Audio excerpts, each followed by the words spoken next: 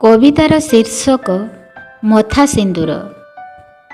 ବିବାହିତା ଝିଅଟିର ସତେ ଯେମିତି ବିଧାତାର ଖେଳ ଏଇ ମଥା ସିନ୍ଦୁର।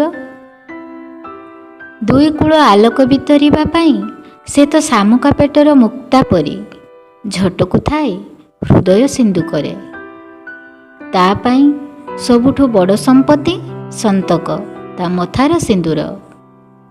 ସଜାଡ଼େ ସରଗ ପସରା ଆଖିରେ ତାହାର, ଭାବୁଥାଏ ସାରା ଜୀବନ ସଂସାର ଗଢ଼ିବାର।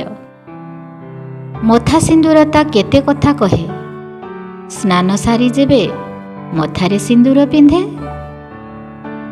ସକାଳେ ପତିତା ଶଯ୍ୟା ତ୍ୟାଗ କଲେ ପ୍ରଥମେ ପତ୍ନୀର ମଥା ସିନ୍ଦୁରକୁ ଚାହେଁ।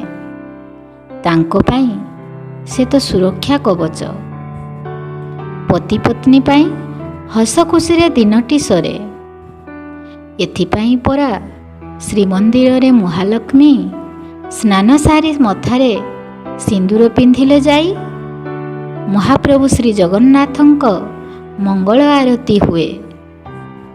ମହାପ୍ରଭୁ ଶଯ୍ୟାରୁ ଉଠି ଲକ୍ଷ୍ମୀଙ୍କ ମଥାରେ ସିନ୍ଦୁର ଦେଖନ୍ତି ଯେବେ, କାଳିଆର ନାଲି ହସଟି ଉଠୋଇ ତେବେ, ତାହା ଦେଖି ଭକତ ଦିଅନ୍ତି ହସି।